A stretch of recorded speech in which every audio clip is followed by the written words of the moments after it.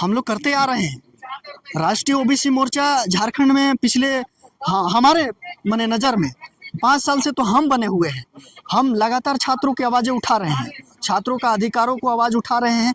जहां हमारे सीटों में कटौती किया जा रहा है, हम सरकार तक प्रयास करते हैं कि आवाज़ें जाए। इसमें हमें मौजूदा जो झारखंड में 27% ओबीसी का रिजर्वेशन है, उसके अकॉर्डिंग हमें मिलना चाहिए था।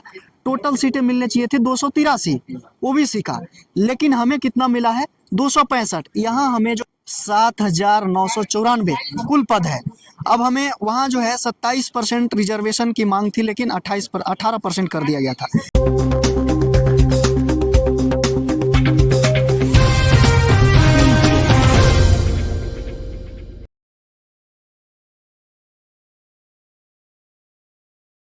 हेलो कमलेश जी, आज ओबीसी का सम्मेलन हो रहा है, आप हाँ उसमें उपस्थित थे क्या? जी बिल्कुल, यहाँ ओबीसी अधिकारी कर्मचारी मोर्चा का सम्मेलन है और इसमें सिर्फ कर्मचारी ही नहीं है।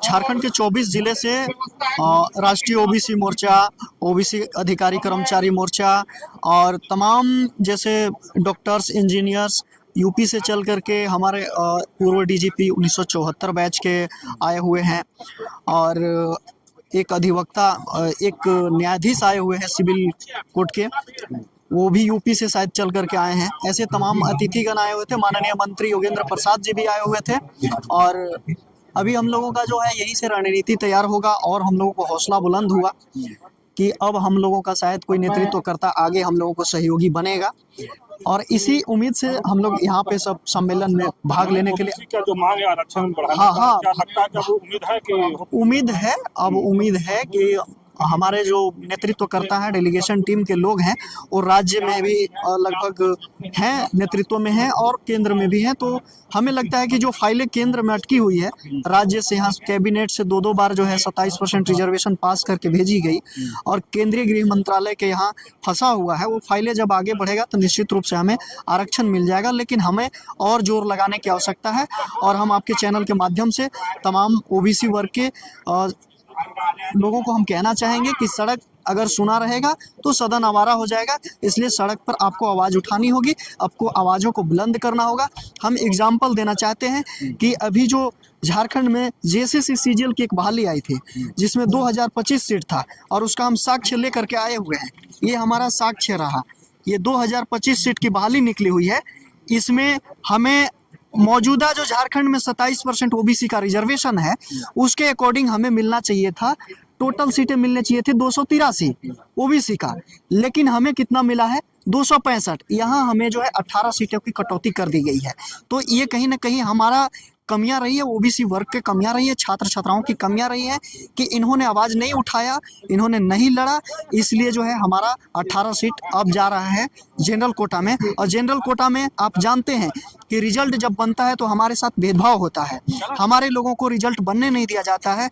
अगर हम मेंस पास कर जाएं, अगर हम पीटी पास कर जाएं तो हमें इंटरव्यू में छांट दिया जाता है। इंटरव्यू में ये इसलिए छांट दिया जाता है, अरे ये पिछड़ा वर्ग का है, ये लोग बहुसंख्यक आबादी के लोग हैं, ये लोगों को नेतृत्व दे देंगे तो ये लोग जो है बहुत बड़ा हो जाएगा, हम लोगों को पहाड़ साबित होने लग जाएगा, हम लोग के कपार पर बोझ। इस तरह की भेदभाव हम लोग के साथ किया जाता है। रिजल्ट में कहीं ना कहीं हमारे साथ भेदभाव किया जाता है और हमें नियुक्ति नहीं मिलता है। हम सरकारी नौकरियों में इसी कारण से आज जो है प्रतिनिधित्व में कम है। और दूसरा उदाहरण हम एक और ताज़ा देना चाहते हैं, ये उत्तर प्रदेश का है। उत्तर प्रदेश में लेखपाल भर्ती हो रहा है। टोटल सीट है 7,994 कुल पद है। अब हमें वहाँ जो है 27% रिजर्वेशन की मांग थी, लेकिन 18% कर दिया गया था।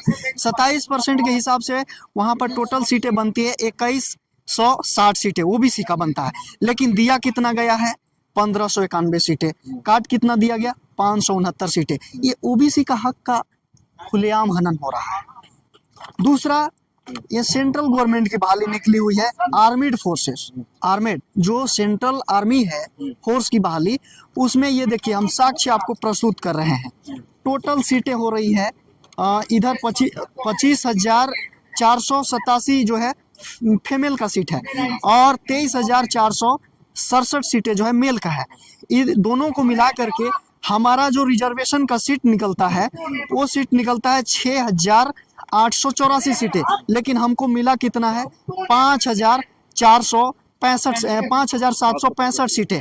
टोटल सीट हमारा कटौती कितना कर लिया गया 1,119 सीटें। ये इस तरह की धांधली हो रही है सेंट्रल गवर्नमेंट में। तो ओबीसी माने राज्य के कह सकते हैं कि 55% से 60% की आबादी ओबीसी का है, और ओबीसी इतना बड़ा आबादी वाले लोगों को जो है नेतृत्व छीना जा रहा है सरकारी नौकरियों में। तो ये कहीं ना कहीं असंवैधानिक है, अनकॉन्स्टिट्यूशनल है। आप देखेंगे कि 103वें संविधान संशोधन अधिनियम 2019 करके आर्थिक आधार पर 10% रिजर्वेशन दे दिया जाता है, जबकि ये पहले से जो संवैधानिक रिजर्वेशन है वो आर्थिक आधार पर नहीं मिला है, वो नेतृत्व के लिए इक्वलाइज करने के लिए यानी कि समतलीकरण करने के लिए रिजर्वेशन मिला है। और ये जो लोग हैं कुछ वर्ग के लोग वो कहते हैं कि नहीं आर्थिक आधार पर होना चाहिए। तो आर्थिक आधार पर होना चाहिए तो हमें एससी एसटी ओबीसी माइनॉरिटी में भी तो गरीब है, तो हमें ईडब्ल्यूएस में क्यों नहीं शामिल किया गया? इसका क्या क्या तात्पर्य है, इसका क्या तथ्य है? हाईकोर्ट भी इस पर जवाब नहीं देता है और कहता है कि लीगल है। ये हाईकोर्ट के वही जज कह रहे हैं कि लीगल है जो पैरवी से जज बने हैं, जो परीक्षा पास करके जज नहीं बने हैं वो जज कहते हैं। अगर परीक्षा पास करके जज बने हैं तो हमारे सामने टेबल टॉक करें, तो हमें बताएं कि हमारा एससी एसटी ओबीसी माइनॉरिटी में गरीब है कि नहीं है, और अगर है तो हमारा अधिकार है कि नहीं है। तो हमें क्यों नहीं नेतृत्व दिया जा रहा है, हमारा क्यों अधिकार छीना जा रहा है? तो कहीं ना कहीं न्यायालय में हमारे लोगों को जज भी नहीं बनने दिया जा रहा है और न्यायालय में पक्षपात किया जा रहा है। हमारा खुलेआम जो है अधिकारों का उल्लंघन किया जा रहा है, हनन किया जा आप रहा है। इसमें आरोप लगा रहे हैं। हाँ, क्या आरोप हम इसके पूरे एविडेंस के साथ आरोप लगा रहे हैं। इसके लिए हमें जज से टेबल टॉक करना पड़े तो हम करने के लिए तैयार हैं।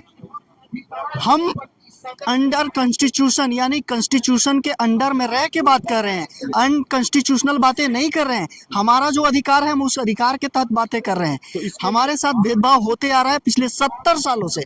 अभी तक हमारा कोटा जो है अभी केंद्र में हमारा जो है 40,000 वैकेंसियां ओबीसी की, वो भी रेलवे में नहीं भरी गई है। चलिए, इतना आप आरोप लगा रहे हैं तो इसके लिए आप लोग क्या करें, आपका संगठन क्या करे? हमारा संगठन कहीं ना कहीं देखिए, सबसे पहला बात कि हमारे लोगों को फोड़ दिया जाता है, धर्म में उलझा दिया जाता है।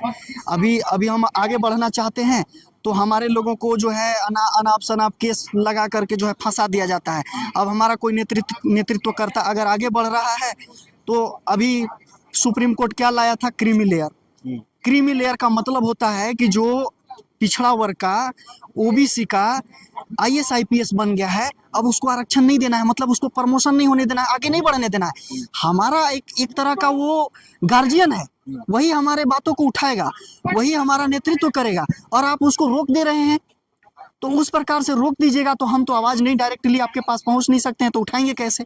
हम अपने अधिकार को लेंगे क्या? ये कैसे लेंगे? ये क्रीमी लेयर है। इसी तरह से हमारे रिजर्वेशन का हनन किया जा रहा है। मैं इसी बात को आपके चैनल के माध्यम से रख रहा हूँ। ठीक है, जिस तरह से आप ये बात को समझ पा रहे हैं कि आपका अधिकार को रोका जा रहा है, तो क्या आप लोग आंदोलन करेंगे? आपका संगठन? हाँ, एकदम करेंगे। हम लोग करते आ रहे हैं। राष्ट्रीय ओबीसी मोर्चा झारखंड में पिछले हमारे मने नज़र में 5 साल से तो हम बने हुए हैं। हम लगातार छात्रों की आवाज़ें उठा रहे हैं, छात्रों का अधिकारों को आवाज़ उठा रहे हैं। जहां हमारे सीटों में कटौती किया जा रहा है, हम सरकार तक प्रयास करते हैं कि आवाज़ें जाए।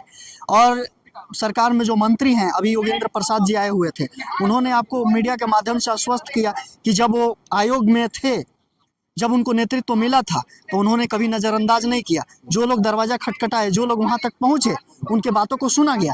तो जब हमारे लोग वहां रहेंगे तब ना सुना जाएगा। अब हमारे लोगों को ही वहां से हटा दिया जा रहा है तो कौन सुनेगा? बातें हमारी ये है। परिचय मेरा राष्ट्रीय ओबीसी छात्र मोर्चा प्रदेश संयोजक कमलेश चौधरी।